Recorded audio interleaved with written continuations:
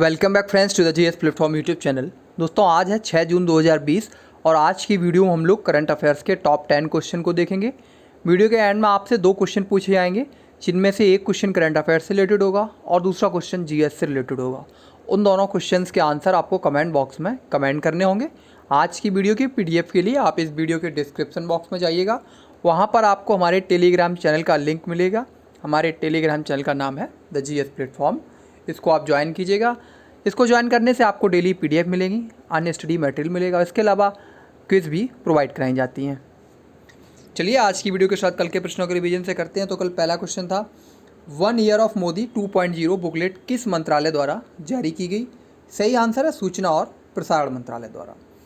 दूसरा क्वेश्चन, किसने पहले खेलो इंडिया शारीरिक शिक्षा और सामुदायिक कोचिंग कार्यक्रम का उद्घाटन किया? तो खेल मंत्री किरण रिजिजू ने। तीसरा क्वेश्चन, वंदे भारत मिशन के तहत लौटने वाले नागरिकों के कौशल मानचित्रण के लिए केंद्र सरकार द्वारा शुरू की गई पहल का नाम क्या है? स्वदेश है। चौथा क्वेश्चन, किस देश से राफेल के जुलाई 2020 तक भारत में आने की उम्मीद है? फ्रांस से। फ्रांस की कंपनी डॉसाल्ट ने इसे बनाया है। पांचवा क्वेश्चन, केंद्र सरकार द्वारा MSME सेक्टर को कितने करोड़ रुपए आवंटित किए गए हैं? 3 लाख करोड़ रुपए। छठवां क्वेश्चन, राष्ट्रीय उर्वरक लिमिटेड यानी कि नेशनल फर्टिलाइजर लिमिटेड के अध्यक्ष और प्रबंध निदेशक का अतिरिक्त प्रभार किसने संभाला है? वीरेंद्र नाथ दत्त ने। सातवां क्वेश्चन, पापुआ न्यू गिनी में अगले भारतीय उच्चायुक्त के रूप में किसे नियुक्त किया गया है? सुशील कुमार सिंघल जी को। आठवां क्वेश्चन, किसे ने भारतीय उद्योग परिसंघ यानी कि CII के अध्यक्ष के रूप में पदभार ग्रहण किया? उदय कोटक ने। नौवां question, international day of innocent children victims of aggression कब मनाया जाता है? 4 जून को। अब कल की कुछ के आंसर करंट अफेयर्स में कल आपसे पूछा गया था, कौन सा राज्य स्वास्थ्य मित्रों की नियुक्ति करेगा? राजस्थान। GS में आपसे पूछा गया था, कौन सा अधिकार सिर्फ नागरिकों को प्राप्त है? तो अनुच्छेद जो 19 है वो नागरिकों को प्राप्त है। इसके अलावा जो अनुच्छेद 14 है वो नागरिकों विदेशियों सभी को प्राप्त है। अनुच्छेद 17-18 भी विदेशियों को प्राप्त है। इसके अलावा 20 से लेकर 28 तक सारे अधिकार विदेशियों को प्राप्त है। आज के प्रश्न, पहला क्वेश्चन, किस केंद्र शासित प्रदेश ने मेरा वेतन मोबाइल ऐप लॉन्च किया? इंपॉर्टेंट क्वेश्चन है। सही आंसर है ऑप्शन बी, जम्मू कश्मीर। जम्मू और कश्मीर के उपराज्यपाल यानी कि लेफ्टिनेंट गवर्नर गिरीश चंद्र मुर्मू ने सरकारी कर्मचारियों के लिए सैलरी ट्रैकर मोबाइल ऐप मेरा वेतन लॉन्च किया है। लॉन्च किए गए इस नई एप्लीकेशन का उद्देश्य कर्मचारियों को वेतन संबंधी जानकारी प्रदान करना है। इस ऐप के लॉन्च होने से दूर दराज और ग्रामीण क्षेत्रों में तैनात कर्मचारी जिनकी DDO कार्यालय तक पहुंच नहीं है, वे आसानी से अपने वेतन और अन्य विवरणों से संबंधित जानकारी प्राप्त कर सकेंगे। बात करें, इसको NIC द्वारा तैयार किया गया है। तो NIC के जो उप महानिदेशक हैं वो वर्तमान में हैं अभय कुमार। NIC की स्थापना हुई थी 1988 में। जम्मू कश्मीर के NIC की बात कर रहा हूँ, और जम्मू कश्मीर का NIC जो मुख्यालय है वो जम्मू में है। अगला क्वेश्चन, किस देश ने वर्चुअल ग्लोबल वैक्सीन समिट की मेजबानी की?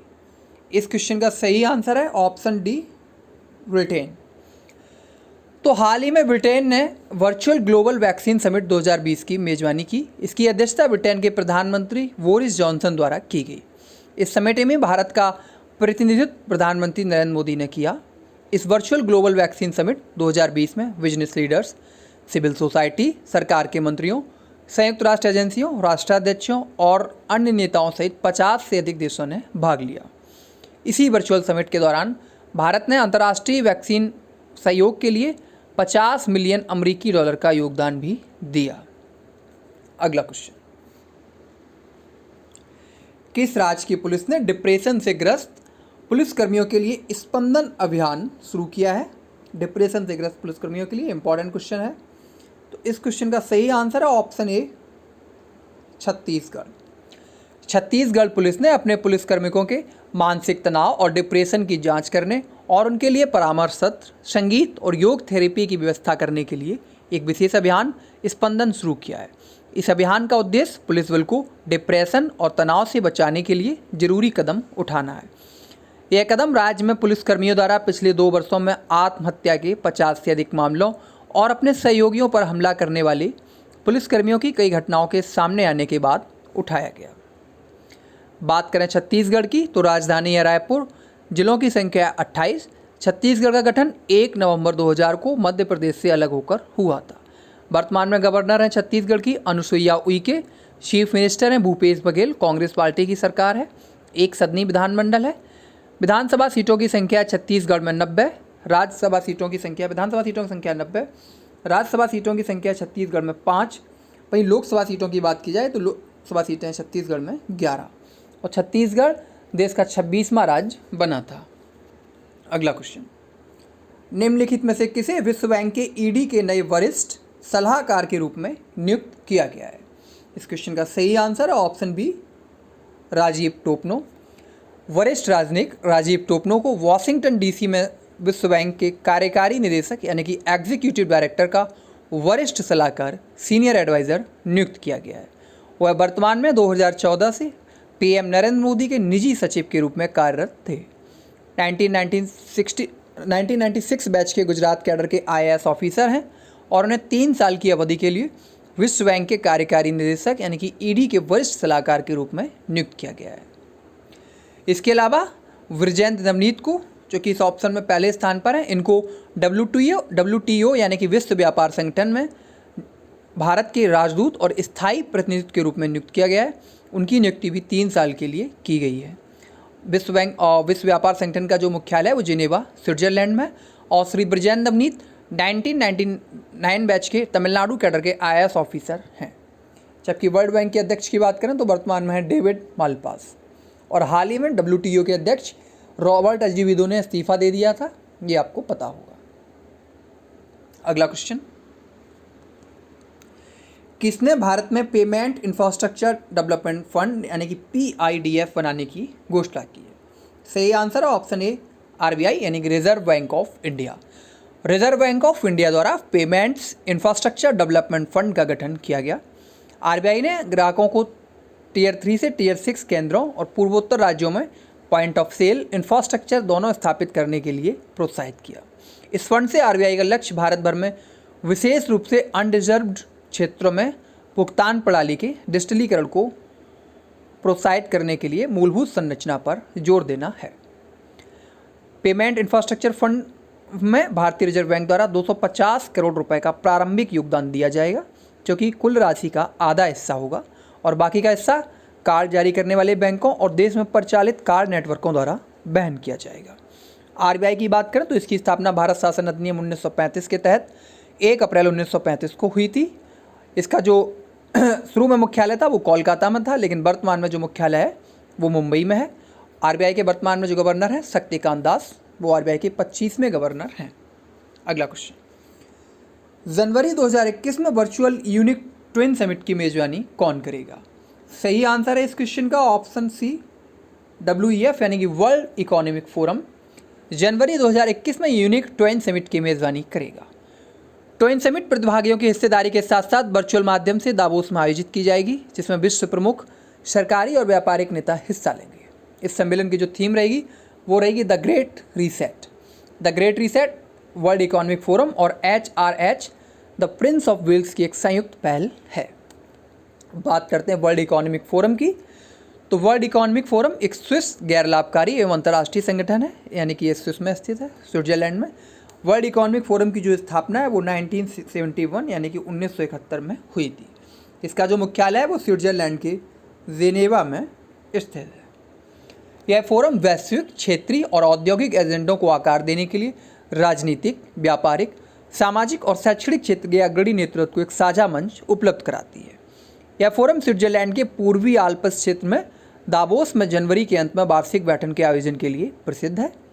इस वर्ष 22 से 26 जनवरी को आयोजित की जाने वाली बैठक विश्व आर्थिक मंच की 48वीं बैठक थी। WEF यानी कि विश्व आर्थिक मंच द्वारा कई अन्य रिपोर्ट्स भी जारी की जाती हैं, जिनमें से ग्लोबल जेंडर गैप रिपोर्ट ये WEF द्वारा ही जारी की जाती है। इसके अलावा ग्लोबल कम्पिटिटिवनेस रिपोर्ट ये भी WEF यानी कि विश्व आर्थिक मंच द्वारा जारी की जाती है। ग्लोबल ह्यूमन कैपिटल रिपोर्ट, इसको भी वर्ल्ड इकोनॉमिक फोरम लॉन्च करता है। इसके अलावा travel and tourism competitiveness report यह भी वर्ल्ड इकोनॉमिक फोरम द्वारा जारी की जाती है।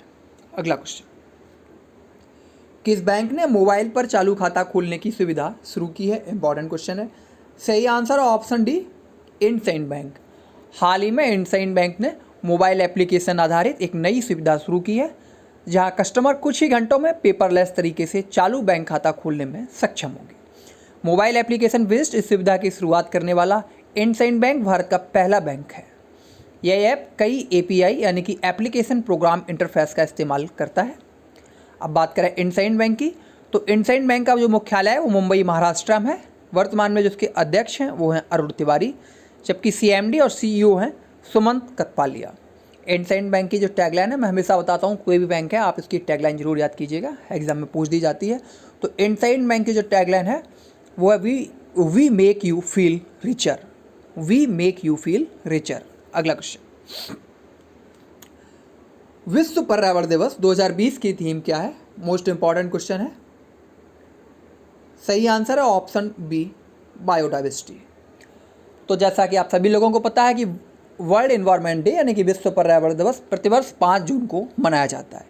इसकी शुरुआत 1974 में हुई थी, जब इसे पहली बार ओनली वन अर्थ के नारे के साथ विश्व पर्यावरण दिवस के रूप में मनाया गया था।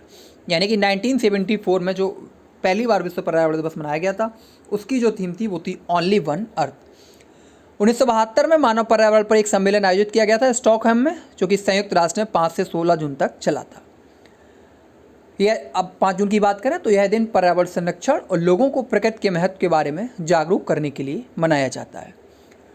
विश्व पर्यावरण दिवस 2020 को बायोडाइवर्सिटी यानी कि जैव विविधता की थीम पर मनाया जाएगा। यह विषय एक चिंता का प्रतीक है जो तत्काल और अस्तित्व दोनों से संबंधित है। विश्व पर्यावरण दिवस को संयुक्त राष्ट्र द्वारा प्रोत्साहित किया जाता है और वर्ष 2020 में कोलंबिया विश्व पर्यावरण दिवस की मेजबानी करेगा। कोलंबिया ने इसकी मेजबानी की है 2020 में, जबकि 2019 की बात करें तो चाइना ने मेजबानी की थी विश्व पर्यावरण दिवस 2019 की। थीम आपको याद रखनी है बायोडाइवर्सिटी। अगला क्वेश्चन, एशिया रीजन के लिए कॉमनवेल्थ शॉर्ट स्टोरी का प्राइज किसने जीता? सही आंसर है ऑप्शन ए, कृतिका पांडे। भारतीय लेखिका कृतिका पांडे को एशिया रीजन के लिए कॉमनवेल्थ शॉर्ट स्टोरी प्राइज 2020 से सम्मानित किया गया। उन्हें उनकी story the great Indian T and snake, the great Indian T and snake के लिए यह पुरस्कार प्रदान किया गया। यह कहानी एक हिंदू लड़की की है जो कि एक मुस्लिम लड़के के प्यार में पड़ जाती है, और जिसमें बताया गया कैसे ये दोनों युवा नफरत और पक्षपात के दौर में प्यार के विचार को फैलाने की कोशिश कर रहे हैं। इसके अलावा अफ्रीका के रीजन के लिए मिला है चिजाराम इलो को, एशिया रीजन के लिए कृतिका पांडे को मिला ही है, कनाडा रीजन के लिए मिला है रेहान मार्टिन को, कैरेबियन रीजन के लिए मिला है ब्रायन एस दीप को, पैसिफिक रीजन के लिए मिला है एंड्रिया ई मैकलॉड को। कॉमनवेल्थ शॉर्ट स्टोरीज क्या है? तो यह हर साल मतलब साल 2012 से कॉमनवेल्थ से अप्रकाशित सर्वश्रेष्ठ शॉर्ट स्टोरी के रूप में दिया जाता है। कॉमनवेल्थ का मतलब है उन देशों का संगठन जिन पे ब्रिटिश राज रहा था, यानी कि जो ब्रिटिश शासन के अधीन रहे थे। यह पुरस्कार एशिया, पैसिफिक, अफ्रीका, कनाडा और यूरोप और कैरिबियन के 5 रीजन के विजेताओं को दिया जाता है। प्रत्येक विजेता को लगभग 2.5 लाख रुपए मिलते हैं और सभी विजेता को कुल 5,000 यूरो मिलते हैं। अगला क्वेश्चन, सोशल डिस्टेंसिंग के लिए गूगल द्वारा लॉन्च किए गए ऐप का नाम क्या है? मोस्ट इंपॉर्टेंट क्वेश्चन है। सही आंसर है इस क्वेश्चन का ऑप्शन ए, सोडर। गूगल ने एक नया ऐप लॉन्च किया है जो लोगों के वास्तविक जीवन में सोशल डिस्टेंसिंग यानी कि दूरी बनाए रखने में मदद करेगा। इस नए ऐप का इस्तेमाल कोविड-19 के तहत किया जाता है। ये नया ऐप सोडर यूजर्स के स्मार्टफोन कैमरे का उपयोग करके एक दृश्य सीमा बनाएगा और लगातार यह दिखाएगा कि उस दूरी को कौन तोड़ रहा है। अपने वातावरण में सामाजिक दूरी के दिशा निर्देशों की कल्पना करने में मदद करने के लिए सोडर वेव XR का उपयोग करता है। अब आज की क्विज करंट अफेयर्स में आज आपके लिए क्वेश्चन है, किस अश्वेत को पहली बार वाफ्टा का अध्यक्ष चुना गया? British academy of film and television awards. तो इस क्वेश्चन का आंसर आपको #CA के साथ देना है। वही GS में एंशिएंट हिस्ट्री से क्वेश्चन है, गुप्त वंश के संस्थापक कौन थे? यानी कि इनमें से किस राजा ने गुप्त वंश की स्थापना की थी? इस क्वेश्चन का आंसर आपको कमेंट बॉक्स में #GS के साथ देना है। तो थैंक यू फ्रेंड्स, ये थी आज की वीडियो कैसी लगी ये आप कमेंट बॉक्स में बता सकते हैं। इसके अलावा अच्छी लगी हो तो लाइक कर सकते हैं, बुरी लगी हो तो डिसलाइक जरूर कीजिएगा। Thank you.